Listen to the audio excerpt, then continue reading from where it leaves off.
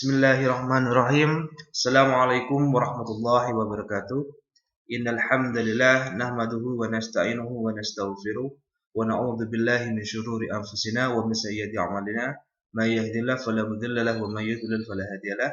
Asyhadu an la ilaha illallah wahdahu la syarika lahu wa asyhadu anna Muhammadan 'abduhu wa rasuluhu la nabiyya ba'dahu. Pertama-tama marilah kita ucapkan puji syukur kehadirat Allah Subhanahu wa taala atas segala rahmat, nikmat serta inayahnya yang diberikan kepada kita sehingga kita bisa melaksanakan perkuliahan pada hari ini dengan keadaan sehat walafiat.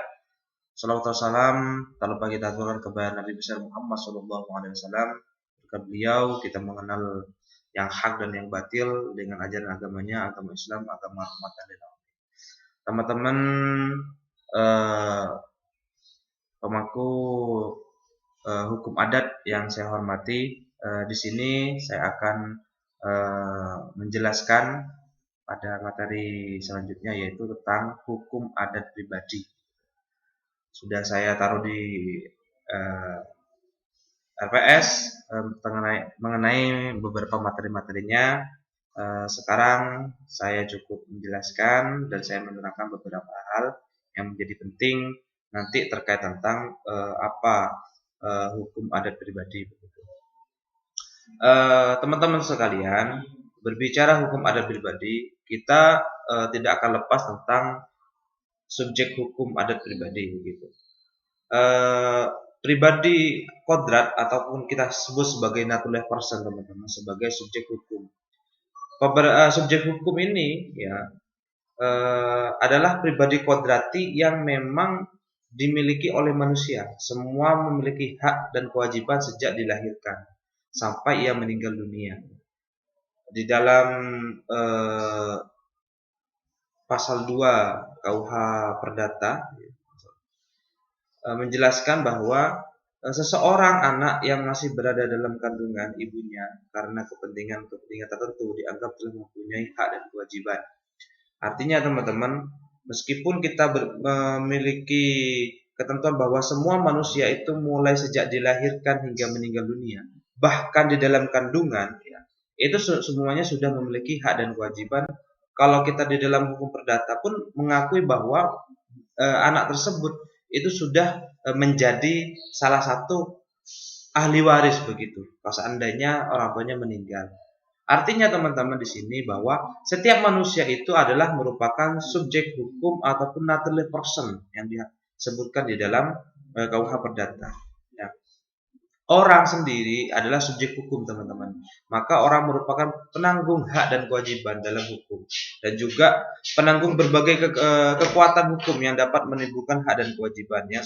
Yang sifat subjek tersebut adalah mandiri karena mampu untuk bersikap tindak. Yang kedua, terlindung karena dianggap tidak mampu bersikap tindak. Yang ketiga adalah perantara, walaupun kemampuan penuh karena sikap tindaknya terbatas pada kepentingan pihak yang dirugikan. Menurut Imam Sudiyat, teman-teman, hak pribadi kodrati ataupun natural person ini atas tanah terdiri dari hak milik, hak menikmati hasil, hak pakai, hak keuntungan jabatan, hak wewenang beli, dan hak wewenang pilih gitu. Pembagian tersebut didasarkan pada bentuk usaha dari tanah yang bersangkutan yang berkaitan erat dengan penguasaan dan pemilihan atasnya ya. Hak milik merupakan hak terkuat di dalam antara hak-hak perseorangan lainnya.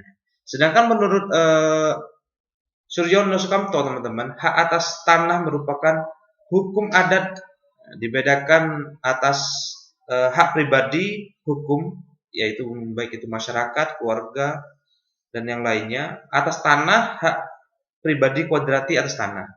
Hak hukum atas tanah merupakan hak yang dimiliki masyarakat adat sebagai sesuatu kesatuan, sedangkan hak pribadi kodrati atas tanah dimiliki secara individual. Artinya di dalam masyarakat hukum adat itu antara hak kodrati ini dengan hak atas tanah pribadi atau hak atas tanah hukum adat itu dibedakan menjadi dua, teman-teman.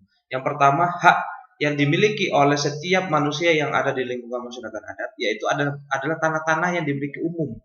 Karena kalau di dalam masyarakat hukum adat ada tanah yang dimiliki bersama. hak bersama untuk dipakai begitu. Ya, itu yang kita sebutkan sebagai hak tanah adat atau tanah ulayat. Sedangkan kalau kita berbicara tentang hak pribadi atas tanah, berarti hak pribadi atas tanah kodrati secara yang dimiliki, hak milik lah seperti itu, yang dimiliki tanah meskipun itu berasal dari warisan adat ataupun berasal turun-temurun dari keluarga adat. Pribadi hukum atau rah person ya,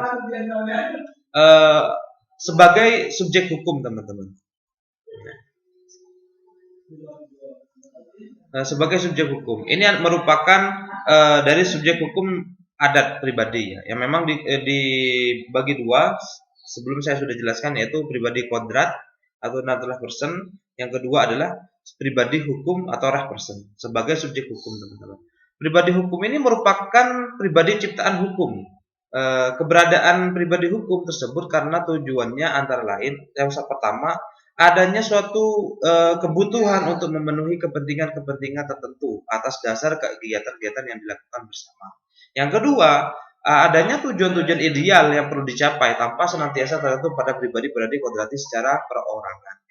Pribadi hukum teman-teman itu terdiri dari pertama suatu kebutuhan harta kekayaan, misal wakaf, kekayaan dan sebagainya. Yang kedua, suatu bentuk susunan relasi, misal koperasi, PT dan yang lainnya. Yang ketiga, sebagai status atau tokoh ya, misal jabatan begitu. Dalam hukum adat juga dikenal badan hukum sebagai subjek hukum. Yang pertama yaitu desa, seperti halnya desa ya, sebagai subjek hukum ya. Desa, suku, nagari, famili dan yang lainnya. Yang kedua adalah perkumpulan-perkumpulan yang mempunyai organisasi yang dinyatakan tegas seperti Mapulus di Minahasa Makassar ya, Jula-Jula di Minangkabau. Ya, perkumpulan-perkumpulan inilah yang saya sebutkan kemarin sebagai organisasi hukum adat begitu teman-teman. Yang ketiga adalah teman-teman badan hukum adat seperti Sekahan, Subak di Bali begitu. Sekahan, Subak juga di Bali dan sebagainya. Nah, ini merupakan subjek hukum ya, yang memang menjadi subjek hukum di dalam hukum adat itu sendiri. Menurut Suryo Wirjo Dipuro ya, bahwa suatu badan hukum harus memenuhi beberapa kriteria untuk menentukan bahwa itu menjadi badan hukum ataupun subjek hukum di dalam badan hukum tersebut. Yang pertama itu merupakan kesatuan yang dimiliki tata peraturan yang rapi, harus sudah di dalam keadaan itu. Kenapa seperti itu? Karena memang di dalam hukum adat itu tidak ada ketentuan yang teratur ya begitu. Maka dari itu dibentuklah sebuah badan hukum yang memiliki ketentuan yang teratur agar nantinya bisa menjadi satu badan hukum untuk bertindak dalam hukum adat begitu. Yang kedua, memiliki pengurus sendiri. Artinya setiap badan hukum yang di dalam organisasi hukum adat itu teman-teman harus memiliki pengurus, mulai dari ketua, sekretaris, bendahara dan yang lainnya. Dan yang ketiga, mempunyai harta kekayaan sendiri. Artinya independen mengenai pengurusnya sendiri, hartanya juga sendiri. Maksudnya harta yang dikuasai atau yang dimiliki dalam sebuah lembaga atau organisasi hukum adat. Yang keempat teman-teman mempunyai wilayah sendiri, mempunyai wilayah sendiri di dalam hukum adat itu teman-teman. Yang terakhir, bertingkah laku sebagai kesatuan terhadap dunia luar dan batinnya. Artinya di sini setiap perbuatan hukum ya, perbuatan hukum yang dilakukan oleh badan hukum merupakan satu kesatuan di dalam melakukan perbuatan hukum baik di dalam organisasinya ataupun di luar organisasinya. Karena nantinya ketika menjadi subjek hukum, baik itu berbentuk rah person ataupun berbentuk natural person teman-teman, akan ada akibat hukum ketika kita melakukan perbuatan hukum begitu. Itu yang dijelaskan di dalam KUH Perdata teman-teman ya. Oke, itu yang kita bicarakan teman-teman mengenai subjek hukum adat pribadi ya. Yang saya jelaskan ada dua. Yang pertama pribadi kodrati atau natural person, yang kedua itu subjek hukum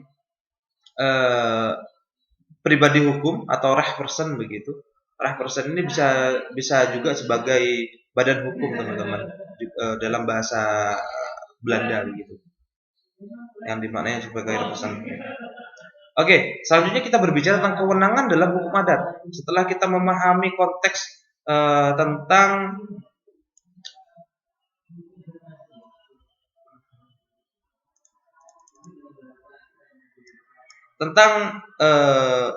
pribadi dalam hukum adat ya. Maka kita juga akan memahami kewenangan apa saja yang dimiliki di dalam hukum adat itu teman-teman.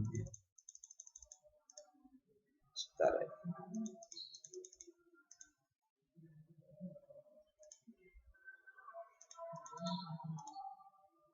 Oke. Kewenangan apa saja yang dimiliki di dalam hukum adat itu teman-teman ya. Kewenangan itu kalau kita membicarakan tentang kewenangan dalam hukum adat pada prinsipnya teman-teman bahwa semua orang dalam hukum adat diakui mempunyai wewenang hukum. Artinya setiap orang dianggap cakap melakukan perbuatan hukum memiliki kewenangan atau wewenang di dalam melaksanakan perbuatan hukum di dalam hukum adat itu sendiri. Ya, seseorang dalam melakukan kecakapan hukumnya adalah seseorang pria atau wanita yang sudah dewasa. Karena dewasa ini dilihat dari sudut biologis teman-teman. Baik itu sudah umur atau dewasa yang sudah kalau di dalam KUH Perdata itu dianggap sudah umur 21 tahun, sedangkan kalau di dalam Undang-Undang Kependudukan dianggap sudah berumur 17 tahun, itu sudah dianggap dewasa, yang sudah memiliki KTP begitu kan. Nah, namun kriteria di dalam hukum adat itu ditentukan mengenai dari sudut pandang biologisnya, apakah sudah menikah atau belum menikah begitu, ataupun nantinya dia sudah lebih daripada umur 21 tahun bagaimana. Itu mengenai terserah di dalam kesepakatan dalam hukum adat itu sendiri teman-teman. Nah, kalau kita melihat di dalam hukum Islam, orang yang sudah balik itu kalau sudah pernah junub begitu, bermimpi begitu ya, itu sudah balik itu dalam Islam sudah bisa melakukan perbuatan hukum begitu teman-teman. Nah, atau bisa dikenakan hukum lah begitu teman-teman. Nah, namun menurut Supomo teman-teman, dalam hukum adat dinyatakan cakap melakukan perbuatan hukum apabila seseorang dimaksud baik itu laki-laki atau perempuan sudah dewasa. Di dalam hukum tradisional kriteria untuk menentukan dewasa bukanlah umur melainkan kenyataan ciri-ciri tertentu. Misalnya bila orang tersebut sudah mampu bekerja secara mandiri, cakap mengurus harta, benda, dan kepentingannya sendiri gitu. Cakap melakukan pergaulan hidup kemasyarakatan, termasuk di dalamnya mampu bertanggung jawab setiap tindakannya tersebut. Itu menurut Supomo terkait tentang kecakapan di dalam bertindak dalam hukum adat. Sedangkan menurut Tenhar teman-teman, seseorang telah cakap melakukan sikap tindak hukum apabila telah dewasa. Dewasa ini artinya dalam keadaan berhenti sebagai anak yang tergantung kepada orang tua, juga sudah memisahkan diri dari orang tua dan mempunyai rumah sendiri, termasuk dalam penggantian dewasa ini. Artinya kalau Tenhar lebih kepada kemandirian begitu ya, kemandirian yang telah dia laksanakan. Setiap subjek itu telah melaksanakannya, dia sudah punya rumah sendiri, sudah bisa sama orang tuanya, sudah bisa cari makan sendiri, itu sudah dikatakan dewasa di dalam hukum adat. Itu menurut Tenhar. Sedangkan menurut Joyo Diguno ya teman-teman, hukum adat tidak mengenal perbedaan yang tajam antara orang yang sama sekali tidak cakap melakukan perbuatan dan cakap melakukan perbuatan hukum. Peralihan dari tidak cakap menjadi cakap dalam kenyataan berlangsung sedikit demi sedikit menurut keadaannya. Pada umumnya menurut adat Jawa, seorang cakap penuh melakukan perbuatan hukum apabila sudah hidup mandiri dan berkeluarga sendiri. Artinya sudah bisa menghidupi dirinya sendiri dan sudah berkeluarga. Sebaliknya, tidak dapat dikatakan bahwa seorang yang belum sampai pada keadaan yang demikian itu tertentu sama sekali belum cakap melakukan hukum. Artinya kalau orang belum bisa hidup mandiri dan belum menikah, itu kalau menurut Joyo Budigono itu belum cakap di dalam hukum adat. Artinya memang menurut Joyo Budigono memang hukum adat itu tidak spesifik merinci bahwa peraturan di dalam hukum adat seseorang itu cakap itu seperti apa. Namun di sini Joyo Budigono mengatakan bahwa yang disebut cakap ini menurut hukum adat adalah ketika dia sudah mandiri dan sudah berkeluarga, itu sudah dikatakan cakap. Gitu. Lebih menitik beratkan kepada kemandirian dan kecakapan. Beda dengan Tenhar lebih kepada pemisahan atau mandiri lah ya, pemisahan diri sebagai orang tuanya, sudah memiliki rumah sendiri, meskipun itu hasil dari kerja keras orang tuanya begitu kan. Itu sudah katakan cakap. Beda dengan Supomo. Supomo itu lebih kepada kenyataan ciri-cirinya eh, bahwa seseorang itu sudah mampu bekerja, ya, sudah bisa menghidupi diri sendirinya atau sudah menikah gitu. Itu menurut Supomo. Jadi artinya setiap orang itu memiliki kecakapan dalam hukum adat itu berbeda-beda. Namun satu yang bisa kita tarik bersama, artinya kalau sudah menikah itu sudah dianggap cakap hukum begitu. Di dalam hukum adat begitu. Itulah salah satu kewenangan. Gitu. Nah, setiap saja hukum yang berwenang, teman-teman, setiap saja hukum yang memiliki kewenangan melakukan setiap transaksi adat, yaitu subjek hukum mempunyai kewenangan untuk memindahkan hak-hak yang dimiliki kepada subjek hukum lainnya. Artinya ketika seorang itu dianggap cakap bisa melakukan perbuatan hukum, baik itu nanti peralihan hak atau memindahkan hak begitu, melaksanakan jual beli hak berkebendaan, baik itu yang bergerak dan tidak bergerak, teman-teman. Ya, dan melakukan hal-hal perbuatan hukum yang lainnya yang diperbolehkan dalam subjek hukum dalam hukum adat ya. Nah, jadi teman-teman, kalau orang-orang yang sudah cakap hukum dan sudah memiliki sebuah kewenangan dalam hukum adat sebagai subjek hukum, dia memiliki sebuah kewenangan di dalam melaksanakan peralihan hak ataupun membeli hak ya, membeli haknya orang lain begitu. Itu bisa dilaksanakan seperti halnya contoh transaksi jual beli tanah begitu ya, yang memang salah satu perbuatan hukum adat itu harus didasarkan dengan masalah kecakapan, yaitu sudah dewasa gitu. Sudah dewasa ini ditentukan secara kebiologisan, bukan ditentukan menurut umur begitu. Beda kalau dalam hukum perdata. Kalau hukum perdata itu ditentukan oleh umur. Kalau sudah berumur 21 tahun, maka dia dianggap sudah cakap hukum dalam melaksanakan perbuatan hukum. Sedangkan kalau dalam hukum adat itu sendiri, seseorang dianggap cakap hukum setelah dia itu menikah atau dia sudah mandiri, bisa bekerja sendiri dan sudah memisahkan diri dari orang tuanya. Dia sudah bisa bekerja sendiri, sudah bisa membangun rumah sendiri, itu sudah dianggap cakap dalam hukum adat. Artinya dia ketika sudah memiliki kecakapan hukum, dia boleh dalam melakukan kewenangan-kewenangan baik di dalam haknya sebagai masyarakat hukum adat, nanti haknya dalam menyampaikan pendapat ataupun haknya di dalam melaksanakan perbuatan hukum. Perbuatan hukum ini banyak teman-teman. Baik itu nantinya ya teman-teman dalam melaksanakan peralihan hak, penjualan belian tanah ataupun melakukan perjanjian di dalam hukum adat. Perjanjian dalam hukum adat kan banyak banget. Ada perjanjian kempitan, ada perjanjian sewa menyewa, perjanjian gadai dan yang lainnya. Perjanjian-perjanjian inilah ataupun perjanjian di dalam pengurusan tanah orang lain, tanah dalam adatnya. Itu boleh ketika sudah memiliki kecakapan. Artinya teman-teman? Kecakapan ini merupakan syarat utama di dalam melaksanakan kewenangan di dalam hukum adat ya. Karena berbicara kewenangan teman-teman, pada prinsipnya orang-orang masyarakat itu semuanya memiliki kewenangan. Cuma di sini dianggap boleh melaksanakan perbuatan atau kewenangan tersebut harus cakap hukum ataupun cakap ini sudah dewasa gitu. Nah, itulah yang disebutkan sebagai kewenangan-kewenangan di dalam hukum adat. Sebenarnya banyak sekali kewenangan dalam hukum adat itu. Bukan hanya sekedar berbicara tentang kecakapan seseorang, namun kewenangannya baik itu dalam hal memutuskan permasalahan, baik itu dalam hal bertindak sebagai berdiri sendiri sebagai subjek hukum ketika ada penyelesaian sengketa begitu. Saling menyampaikan hak pendapatnya begitu, atau untuk menyelesaikan suatu permasalahan di dalam masyarakat hukum adat itu sendiri. Oke, itu saja yang bisa saya sampaikan teman-teman terkait tentang